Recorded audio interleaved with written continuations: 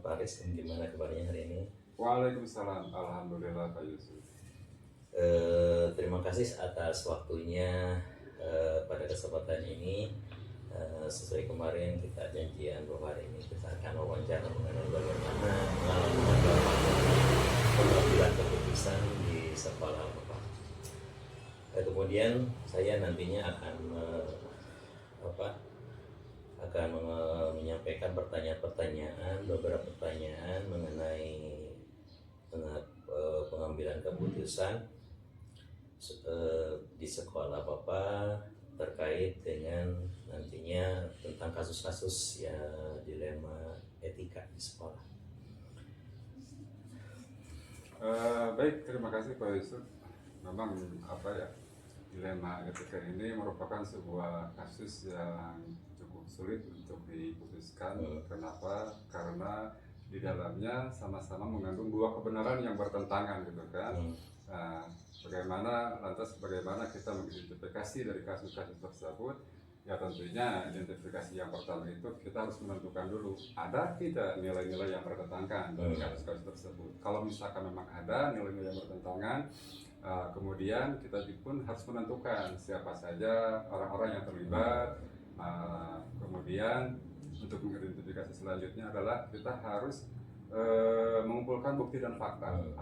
Bukti dan fakta, apakah ada kebenaran atau nilai-nilai yang bertentangan di dalamnya. Nah, mungkin itu pengalaman saya dalam mengidentifikasi kasus-kasus yang memang berupa dilema etika. Iya.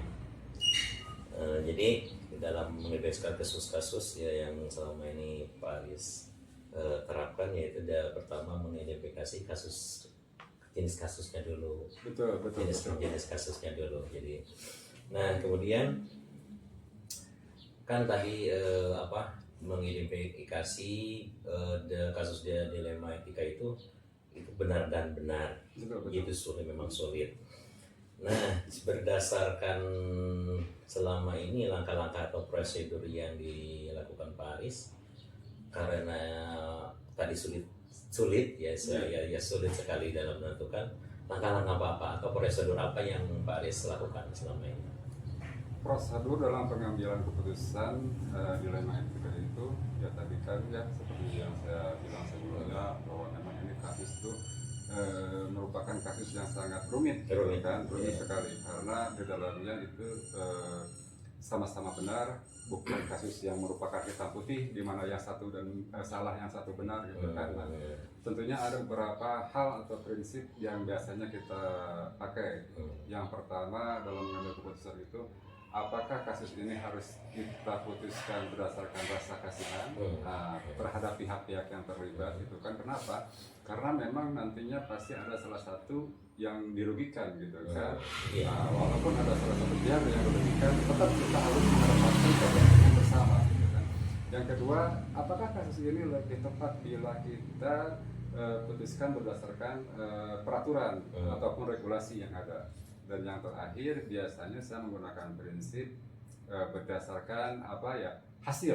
Apabila misalkan keputusan ini kita ambil, hasil atau dampak yang diakibatkan dari pengambilan keputusan yang kita ambil itu akan seperti apa, gitu kan. Nah, itu kan esesnya yang harus kita pikirkan.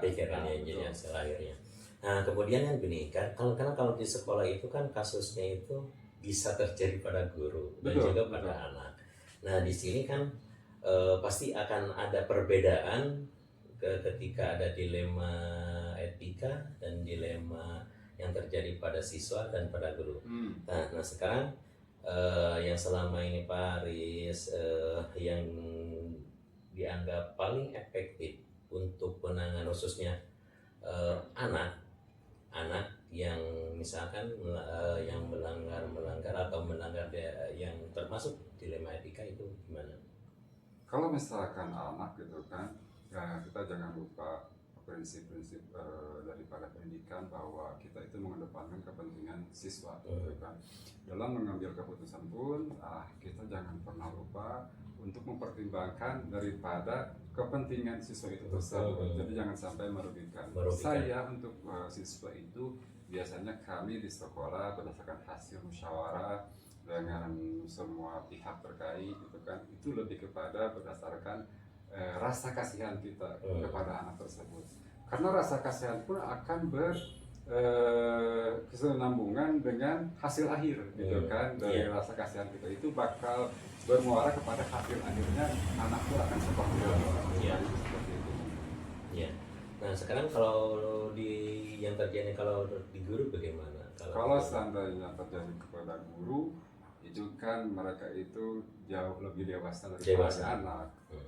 Terutama dari satu sisi mereka jauh lebih berpendidikan gitu kan. Kalau misalkan ada kasus dilema yang terjadi kepada mereka, kita pun tidak lupa sebenarnya yang pertama kita tuh harus mempertimbangkan dulu gitu kan, apakah ini sebaiknya menggunakan prinsip berdasarkan rasa kasihan kita kepada orang yang bersangkutan atau berdasarkan peraturan dan regulasi yang ada di sekolah. Karena kalau misalkan ya itu tadi, kalau misalkan kita berbicara kasus dilema etika, tentunya guru itu tidak ada pelanggaran, karena kan kita bakal mengidentifikasi ada tidak pelanggaran dalamnya, baik itu pelanggaran nilai-nilai, peraturan ataupun misalkan norma-norma. Kalau misalkan terjadi pelanggaran, ya tentunya itu bukan dilema etika gitu kan. Nah, bila terjadi pada guru, tetap saja kita pun tetap menggunakan prosedur gitu kan. Prosedur apakah lebih condong kepada kasus ini harus diputuskan berdasarkan rasa kasih kita, rasa ida kita gitu kan, atau harus berdasarkan daripada hasil akhir, ataupun harus berdasarkan kepada peraturan yang berlaku gitu kan. Sebenarnya kalau berdasarkan peraturan yang berlaku berarti sebenarnya itu ada pelanggaran aturan di dalamnya gitu kan. Kalau berbicara pelanggaran aturan itu kita sudah tidak berbicara dilema etika itu. Betul.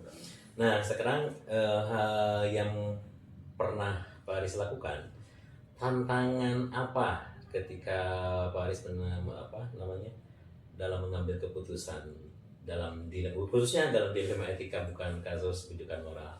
Betul. Seperti yang saya bilang gitu kan, tantangan yang paling sulit dalam mengambil keputusan dilema etika itu yaitu tadi, karena dua-duanya sifatnya benar gitu kan.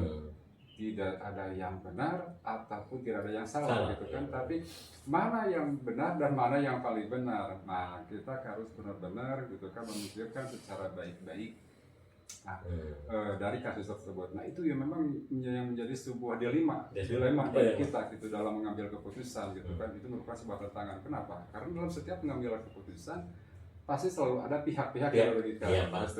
Cuma masalahnya bagaimana caranya kita bisa meminimalisir daripada kerugian tersebut. Betul. Mungkin itu memang sangat pelik sekali kasus dilema etika itu. Nah kalau dikaitkan dengan waktu penyelesaian kasus dilema, apakah ada ketika penyelesaiannya ada jeda waktu atau langsung harus beres, atau ada waktu-waktu ditunda dulu nanti pertimbangan selanjutnya?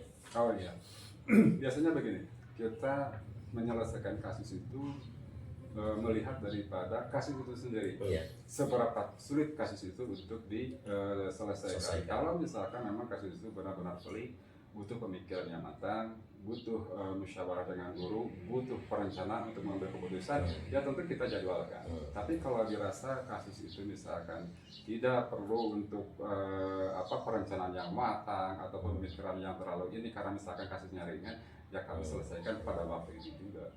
Kalau menurut Pak Aris, kalau kasus yang dirasa berat, apakah itu kasusnya itu dilema antara guru dengan siswa, atau yang di lingkungan, atau dengan masyarakat yang paling sulit itu dilakukan? Yang paling sulit itu tentunya dari sekian banyak kasus, khususnya dilema etika, apakah itu yang terjadi pada siswa, apakah itu yang terjadi pada guru, atau apakah itu yang terjadi dengan orang tua yang berkaitan dengan sekolah. Yang paling sulit itu adalah manakala dilema itu terjadi dengan guru tentunya. Kenapa? Karena memang di satu sisi mereka itu kan orang-orang yang memang notabene gitu kan, sudah terpelajar, dewasa gitu kan. Kalau misalkan ada kasus dilema etika, itu memang cukup pelik sekali untuk diselesaikan dibanding apabila kasus itu terjadi kepada siswa yang muda ya. Kemudian apa sih faktor-faktor yang selama ini Pak Aris mempermudah dalam mengambil keputusan, faktor-faktornya yang menurut Pak Aris itu ketika mengambil keputusan dilematik itu cepat, terus semua pihak tidak merasa dirugikan. Faktor-faktor yang paling memudahkan bagi kami di sekolah dalam mengambil keputusan itu yang pertama, kita tidak sembarangan menentukan keputusan. Makanya dari awal pertama kita selalu melakukan dulu identifikasi masalahnya. Yang kedua yang meringankan pun itu adalah musyawarah dengan semua pihak gitu kan, karena dengan musyawarah kita dapat berbagai masukan, berbagai macam masukan. Apa yang tidak pernah kita pikirkan ternyata terpikirkan orang lain gitu kan. Nah itu jadi bahan masukan yang meringankan bagi kami dalam mengambil setiap keputusan. Jadi dalam musyawarah itu kan pasti ada opsi-opsi ya. Betul. Terutama nanti ada yang disebut dengan opsi trilema ya. Ya, mungkin. Trilema yang jadi opsi-opsi yang dapat menguatkan. Nah, untuk pertanyaan terakhir nih Pak Aris, pembelajaran apa yang dapat dipetik dari pengalaman Pak Aris itu dalam mengambil keputusan khususnya dalam dilematika, kasus dilematika?